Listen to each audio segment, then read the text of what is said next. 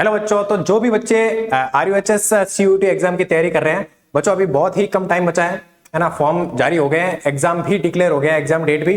तो बच्चों जो भी बच्चे जो पिछले एक साल से तैयारी कर रहे हैं या फिर जो बच्चे अभी 12th करके आए हैं, उन बच्चों के लिए ये 40 दिन बहुत ही ज्यादा महत्वपूर्ण दिन होने वाले हैं। तो बच्चों किस तरह से अपने को 40 दिन के अंदर पढ़ाई करनी है, क्या अपना जो हमेशा का डेली शेड्यूल है वो क्या होना चाहिए, किस तरह से कौन कौन से चैप्टर जो हाई वेटेज वाले हैं उनको पढ़ना है, तो अपन पूरी चीजें सारी बताने वाला हूं मैं कि 40 दिन के अंदर एकदम बहुत ही अच्छी इफेक्टिव तैयारी कैसे कर सकता है कोई भी एक बच्चा जो अभी भी नॉर्मल पढ़ाई करके आया है ना, जिसके अच्छे कॉन्सेप्ट क्लियर नहीं है या एकदम नॉर्मल बेसिक से पढ़ाई करके आया, उसको भी सिलेक्शन चाहिए।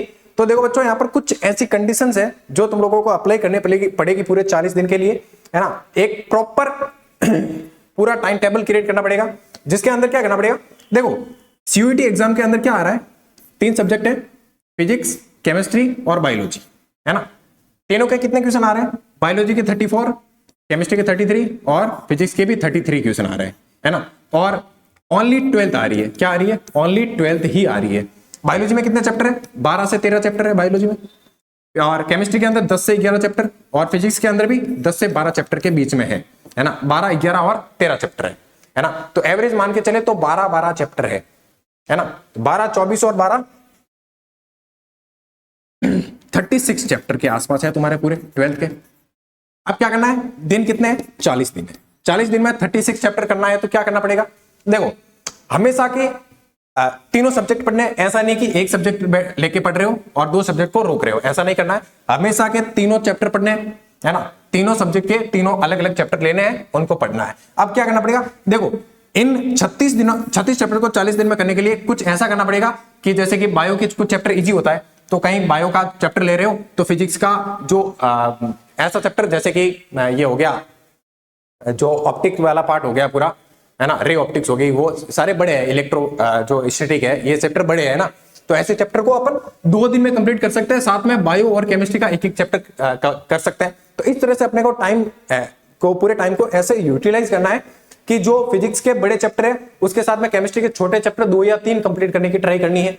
और यदि कोई बायो या केमिस्ट्री का बड़ा चैप्टर है तो फिजिक्स का छोटा देखना है। इस तरह से अपने आप को देखना है ना। इस तरह से यदि तुम लोग टाइम को पूरा अच्छे से करोगे यूटिलाइज, तो तुम्हारे सिलेबस आराम से होने वाला है। और दूसरी चीज बच्चों, अभी देखो, अभी तुम लोग ज्यादा मॉड्यूल वगैरह से और ज्यादा क्वेश्चन प्रैक्टिस नहीं कर सकते हो, तो तुम लोगों को क्या करना है, जो भी प्रीवियस ईयर के अंदर जो क्वेश्चन आ रखे हैं उन क्वेश्चन को तुम लोग सॉल्व कर सकते हो, और साथ में कुछ अच्छे कॉन्सेप्चुअल क्वेश्चन कर सकते हो यदि किसी बच्चे के टाइम बचा हुआ है तो। और जो बच्चे, ये किसके लिए था, ये पूरा प्लान था जो बच्चा अभी 12th की है ना, जिस बच्चे ने अभी 12th की है उसके लिए एकदम इफेक्टिव रिवीजन है ये। अब बात करेंगे जो बच्चा पूरे साल से पढ़ रहा है, जो बच्चा पूरे 1 साल से तैयारी कर रहा है इसकी, उसको क्या करना है। जो बच्चा 1 साल से तैयारी करना है, उस बच्चे को अभी मेजर टेस्ट सीरीज ज्वाइन करनी है। जितने ज्यादा से ज्यादा टेस्ट हो वो टेस्ट देने हैं, POQ करने हैं, और बार बार कॉन्सेप्ट रिवाइज करना है। NCERT को बार बार पढ़ना है, हर लाइन को बार बार देखना है, क्योंकि पूरा पेपर NCERT बेस ही आने वाला है। पूरा पेपर NCERT बेस आने वाला, ओनली 12th की NCERT के बेस पे आएगा, है ना। और जिस बच्चे की एकदम पूरे अच्छे से तैयारी हो चुकी है तो वो कुछ एक्स्ट्रा भी पढ़ सकता है, लेकिन मैं तो ये बोलूंगा कि ज्यादा से ज्यादा आप टेस्ट दीजिए, है ना। फुल टेस्ट दीजिए, फुल लेंथ टेस्ट दीजिए, सारे के सारे फुल लेंथ टेस्ट दो, उससे तैयारी और ज्यादा अच्छी होगी। और जो बच्चा अभी 12th करके आया है वो इतने चैप्टर है, 36 चैप्टर है, 14 डे के अंदर आराम से कर सकते हो। किस तरह से करना है, यदि कोई बायो का छोटा चैप्टर है तो 2 बायो के, 1 फिजिक्स 1 केमिस्ट्री कर सकते हो, या फिर फिजिक्स का बड़ा है तो 1 फिजिक्स का चैप्टर 2 दिन में हो तो उस साइड में केमिस्ट्री और बायो के छोटे छोटे चैप्टर को खत्म करना है ना। इससे क्या होगा, जितना ज्यादा तुम लोग पूरे, और ये सारी चीजें कैसे होगी, सुबह उठना है 7 बजे, उठते ही अपना एक पूरा शेड्यूल बनाना है, 10 से 12 घंटे, है ना, ज्यादा से ज्यादा 14 घंटे भी पढ़ सकते हो, है ना। मैं ये नहीं बोल रहा, मैं घंटे की बात नहीं करूंगा वैसे तो, है ना। देखो बात पढ़ाई घंटों से नहीं होती है ना, ऐसे घंटे गिनने से पढ़ाई नहीं होती है। पढ़ाई होती है अपने टेम्परामेंट सेट करना पड़ता है, और उस टेम्परामेंट के अंदर खुद को कितना एक्टिव रख रहे हैं अपन, है ना, अपनी कितनी कंसिस्टेंसी है वो मैटर करती है पढ़ने में। यदि अपन ऐसे बैठ जाएंगे कि मुझे 7 घंटे या 8 घंटे पढ़ना है, तो अपने माइंड में यही चीज आएगी 7 घंटे कब पूरे होंगे, इससे क्या होगा, कंसिस्टेंसी लैक होगी, है ना। तो देखो ये जितने भी कंपटीशन एग्जाम होता है इनमें सारा खेल होता है कंसिस्टेंसी का। जो जितना ज्यादा कंसिस्टेंसी मेंटेन करेगा, देखो पूरे जो ये एग्जाम होगा ये 2 घंटे का होगा ना, 2 घंटे का होगा, तो 2 घंटे तक कंसिस्टेंसी मेंटेन करना एक बड़ी बात है ना। तो अपने आप को इस टाइम में क्या करना है, इस तरह से कंसिस्टेंस होना है। देखो एक तो एग्जाम का टाइम 10 से 12 बजे के बीच होता है, तो इस वाले टाइम के अंदर अपने को पूरा एक्टिव जोन में रखना है ना। साथ में इस टाइम में आपका माइंड एकदम सबसे ज्यादा कंसिस्टेंसी में होना चाहिए, है ना, एकदम फोकस्ड होना चाहिए, 2 घंटे तक लगातार फोकस होना चाहिए। ये चीजें कब होगी, जब तुम लोग पूरे दिन पढ़ाई करोगे और इस 10 से 12 के बीच वाले टाइम में क्या करोगे, टेस्ट लोगे, सेम एग्जाम पैटर्न का टेस्ट देना है। जो बच्चा अभी तैयारी की है तो उसको क्या करना है, 3 चैप्टर या 4 चैप्टर पढ़े, उनके ही पीओक्यू कर लो, है ना, फुल लेंथ नहीं दे सकते तो उनके ही पीओक्यू कर लो।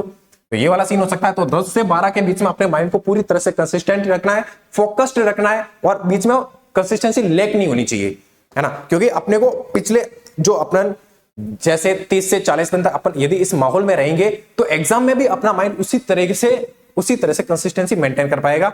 और कंसिस्टेंसी और टाइमिंग ही इन सारे एमसीक्यू बेस्ड एग्जाम का मेन पॉइंट होता है। जो बच्चा इनमें कॉन्कर कर लेता है वो एग्जाम फोड़ के आता है। तो बच्चों 40 दिन अभी तक बहुत इनफ टाइम है ना। कोई भी बच्चा जो अभी भी नॉर्मल लेवल पर है, जिसको लग रहा है कि मेरी तैयारी अच्छी नहीं है, वो आराम से अच्छी तैयारी कर सकता है। लग जाओ बच्चों, इधर उधर टाइम वेस्ट करना बंद कर दो, है ना, एक जगह फोकस करो और लग जाओ, है ना। और किरोस अकेडमी आप सभी के लिए, जो भी बच्चे सीयूईटी एग्जाम की तैयारी कर रहे हैं, उन सभी बच्चों के लिए एक क्रैश कोर्स लेके आई है, जो ऑफलाइन और ऑनलाइन दोनों है। जो ऑनलाइन क्रैश कोर्स है उसकी प्राइस 999 है और ऑफलाइन में 8000 है। जो भी बच्चा जोधपुर और आसपास का बच्चा है वो हमारा ऑफलाइन कोर्स जरूर ज्वाइन करे और अपनी तैयारी को आज ही से स्टार्ट करें बच्चों। और आई होप, मैं यही आशा करता हूं कि आप बच्चे सब अच्छे से पढ़ाई कर रहे होंगे, है ना। तो लग जाओ बच्चों, 40 दिन के अंदर फोड़ना है, अपने माँ बाप का नाम रोशन करना है, अपने को मेडिकल कॉलेज लेनी है और व्हाइट कोट पहनना है। ठीक है बच्चों, तो मिलते हैं क्लासेस के अंदर, तब तक के लिए धन्यवाद।